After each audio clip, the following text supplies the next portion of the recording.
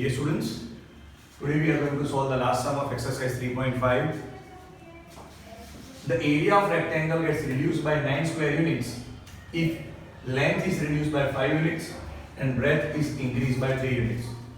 So the condition over here is that area of one rectangle gets reduced, means decreased by 9 square units if you reduce its length by 5 units and increase its breadth by 3 units. So that will be your condition number 1. Now, if you increase the length by 3 units and breadth by 2 units, then the area gets increased by 67 square units. So this will be your condition number 2. So using these two conditions, we have to find the dimensions of the rectangle. Now, by dimensions of rectangle, we are supposed to find the length and the breadth of the rectangle. So whatever we need to find is taken in the form of x and y. So first, we will take the length of rectangle as x units and the breadth of the rectangle as y units. Now we know that area of a rectangle is the product of its length and breadth. So what is length? X. What is breadth? Y. So area of rectangle can be represented as x into y, that is xy square units. Clear? So in this particular sum, we will take length of rectangle as x units, breadth of the rectangle as y units. So its area automatically will be length into breadth, that is xy square units. Now let us go to the conditions. Area of rectangle is reduced by 9 square units when if its length is reduced by 5. Length is reduced by 5. So what is length? X. Reduced by 5. X minus 5. And the breadth is increased by 3 units. So breadth is y. So into y plus 3. Length reduced by 5. X minus 5. Into breadth increased by 3. That is y plus 3. Then area. What is area? X into y gets reduced by 9. So it decreases by 9. So xy minus 9. So again, understand the condition over here. The area, that is xy, gets reduced by 9. Xy minus 9. When the length is reduced by 5, that is x minus 5, and breadth is increased by 3, that is y plus 3. So now we will open the bracket. So x into y, that is xy. 3 into x, that is 3x, minus 5 into y, that is minus 5y, and minus 5 into 3 is minus 15, is equal to xy minus 9. So I have plus xy on the left hand side, plus xy on the right hand side. So xy will get eliminated. So when I will simplify this thing, I will have 3x minus 5y, minus 15 plus 9 gives minus 6 is equal to 0. Now as we want to solve this sum using cross multiplication method, I will keep this equation in the standard form. So my equation number 1 based on condition number 1 is 3x minus 5y minus 6 is equal to 0. In the same way, we will get equation number 2 from our condition number 2. What is condition number 2? If we increase the length by 3 units, so length is x, it is increased by 3, so x plus 3, and the breadth by 2 units, so breadth is increased by 2 units, so y plus 2, then the area of rectangle gets increased by 67 square units. So length increased by 3, represented as x plus 3, breadth increased by 2, represented as y plus 2, then the area gets increased by 67 square units. So area is represented as xy, it is increased by 67 square units. So xy plus 67. Now again, we will open the bracket. So x into y, that is xy, x into 2, that is 2x, 3 into y, that is 3y, and 3 2s are 6. So again, we have xy on both the sides. So xy will get cut. Now 2x plus 3y, 6 minus 67 will give minus 61. So we get equation number 2 as 2x plus 3y minus 61 is equal to 0. So after getting the two equations, we will use the cross multiplication method, solve the sum and get the values of x and y. Now understand properly.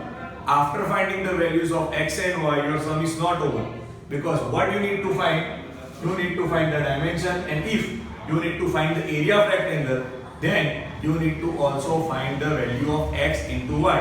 That will give you the real area of the rectangle. Now as I said again, as this particular numerical is related to cross multiplication method, we'll solve it using cross multiplication method. But in examination, in 99% cases, the method is not mentioned. So you need to solve this sum using elimination method, which will give you result in easier way without any problems. Thank you.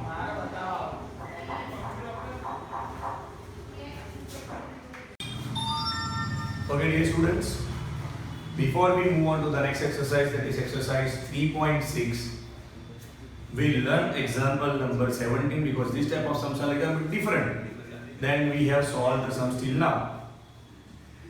What is the difference? To understand that thing, first we need to understand the question. The question is like this: 2 by x plus 3 by y is equal to 13. 5 by x minus 4 by y is equal to minus 2. We need to solve these equations. Now to solve this equation means, in simple words, we need to find the values of x and y. Now what is different in this sum? Till now, whatever sums we have solved, x and y were in the numerator part. Now in this sum, x and y are at the denominator part. So when x and y is in the denominator part, we have to assume 1 upon x as something and 1 upon y as something to make it a simple equation. So here I will assume I am taking 1 by x and 1 by y common. So 2 into 1 by x plus 3 into 1 by y is equal to 13. And 5 into 1 by x minus 4 into 1 by y is equal to minus 2. After taking this, I will take 1 by x is equal to a and 1 by y is equal to b. Now you can assume this as p and q, any other thing apart from x and y, because x and y is there in the question. But generally, in this particular chapter, we will assume 1 upon x as a and 1 upon y as b. So I have taken 1 upon x as a and 1 upon y as b. So now my equations will become 2a plus 3b is equal to 13. I have written over here 2a plus 3b is equal to 13. And 5a minus 4b is equal to minus 2. 5a minus 4b is equal to minus 2. Now in this particular exercise, that is exercise 3.6, no particular method has been given. So now after getting the equations in simpler form, we'll use the most easy method, that is the elimination method. So once again, what we have done over here, that as x and y are in the denominator part, I have assumed 1 upon x as a and 1 upon y as b. So now my equations become simpler. 2a plus 3b is equal to 13, 5a minus 4b is equal to minus 2. This is my equation number 1. This is my equation number 2. Now in elimination method, we either eliminate the first part or second part. Suppose I want to eliminate the part with b. So now here the coefficient is 3, here the coefficient is minus 4. So 3 4s are 12. LCM is 12. So to eliminate the part with b, I will multiply whole equation number 1 with 4. In the same way, I will multiply the whole equation 2 with 3. So I can eliminate the part with b. So now our equations will become like this: 2a into 4, that is 8a. 3b into 4 gives me 12b, and 13 4s are 52. Similarly, the second equation has been multiplied with 3. So 5a into 3, that gives me 15a. Minus 4b into 3 gives me minus 12b, and minus 2 into 3 gives me minus 6. Now in the b part, I have plus 12b and minus 12b. So there is no necessity to change the sign. So 12b minus 12b, that part got eliminated. No need to change the sign. So this sign is plus. So 8a plus 15a gives me 23a, and 52 minus 6 gives me 46. So in short, value of 23a is 46. That means value of a is 2. Now, after getting the value of A, I need to find the value of B. So I will put this value of A in either equation 1 or 2. Here I put the value of A in equation number 1. What was our equation number 1? Equation 1 is 2A plus 3B is equal to 13. But value of A is 2. So 2 into 2 plus 3B is equal to 13. So I have 4 plus 3B is equal to 13. When I take plus 4 on other side, it becomes minus 4. So 3B will be equal to 13 minus 4, that is 9. That means B is equal to 3. Now dear students, what is the common mistake that all the students make over here is, after getting the value of A and B, they assume that their sum is over and they stop over here. But remember, when I am solving the linear equation in two variables, the question is in the form of x and y. So I have been asked to find the values of x and y and not A and B. So our sum does not end over here. After getting the values of A and B, I need to find the values of x and y. So what we will do, we'll again go back to the assumption. What was my assumption? I have taken 1 upon x is equal to A. So we have taken 1 upon x is equal to A. But what is the value of A? Value of A is 2. So I will take 1 upon x is equal to 2. When I cross multiply, I will have 2x is equal to 1. That means the value of x is 1 by 2. Similarly, to get the value of y, I will take the second assumption, that is 1 upon y is equal to b. So I have taken 1 upon y is equal to b. But what is the value of b? The value of b is 3. So 1 upon y is equal to 3. That means value of 3 into y, that is 3y is equal to 1. So now value of y is 1 upon 3. So after getting the values of x and y, we will represent the answer in the common form, that is solution set xy is equal to 1 by 2, 1 by 3. Okay, so after solving example number 17, we will solve another example number 18, which will give you a better understanding how to solve the sums in which x and y are in the denominator part. So again, this question is also similar. The question is like this: 5 upon x minus 1 plus 1 upon y minus 2 is equal to 2, and 6 upon x minus 1 minus 3 upon y minus 2 is equal to 1. So here also the thing is same. I need to solve means I need to find the values of x and y. But the problem over here is that both the x and y are in the denominator part. So whatever is the denominator, I will assume that to be a and b. So in the previous sum, there was only x in the denominator part. So I have taken 1 upon x is equal to a. In the same sum, there was only y in the denominator part. So I took 1 upon y as b. But here, along with x and y, we also have certain digits over here. I have x minus 1 and y minus 2.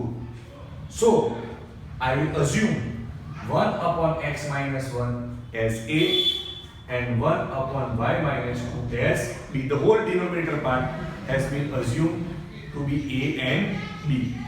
So what is in the denominator x minus 1?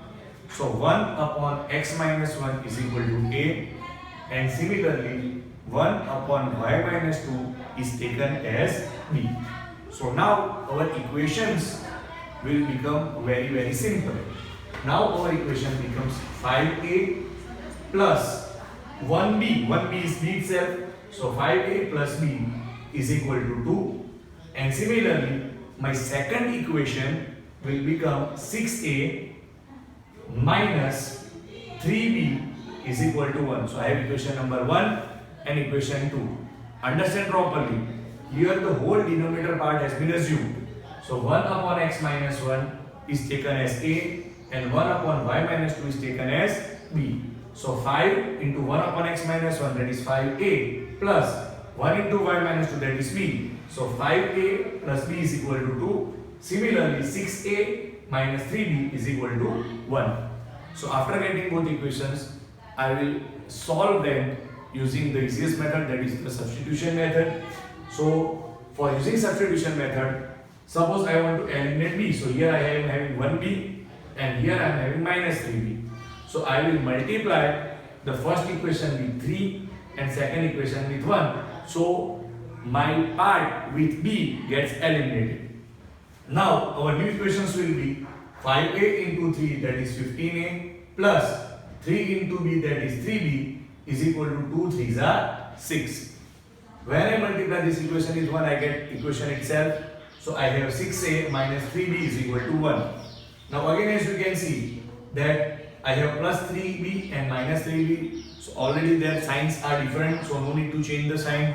So plus 3b minus 3b got eliminated. So I have 15a plus 6a, that is 21a, is equal to 6 plus 1, that is equal to 7. Now again, in enthusiasm, many people will say that okay, value of a is 7. No, value of a is not 7. 21a is equal to 7. That means a is equal to 7 by 21. And when you take a is equal to 7 by 21, it means the value of a is 1 by 3. So after finding the value of a, we will find the value of b. So to find the value of b, I will put the value of a in either equation 1 or 2. Here I have put the value of a in equation number 2. Now what was our equation number 2? Equation number 2 is 6a minus 3b is equal to 1. And the value of a is 1 by 3. So instead of a, I will put 1 by 3. So 6 into a, what is value of a? 1 by 3. So 6 into 1 by 3 minus 3b is equal to 1. Now we know 3 2s are 6. So here I will get 2 minus 3b is equal to 1. I will take minus 3b on that side and bring 1 on this side. So 2 minus 1 is equal to 3b. That means 2 minus 1 is equal to 3b. That means value of b is 1 by 3. So value of a is 1 by 3. Value of b is also 1 by 3. But our sum is not over here, because to solve the sum, I need the values of x and y. So after getting the values of a and b, to find the values of x and y, we'll go to the supposition part. So what was our assumption? Our assumption was that 1 upon x minus 1 is equal to a. So here is our assumption. 1 upon x minus 1 is equal to a. But what was value of a?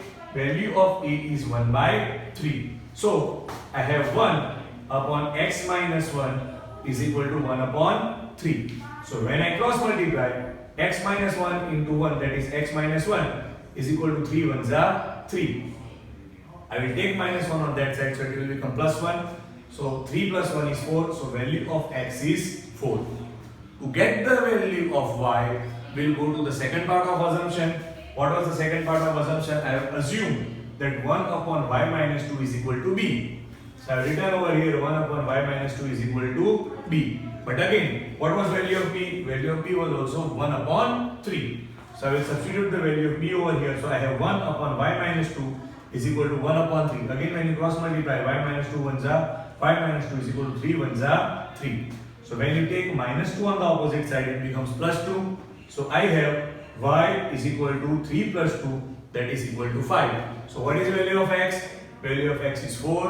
What is value of y? Value of y is 5. So our solution set xy will be 4, 5.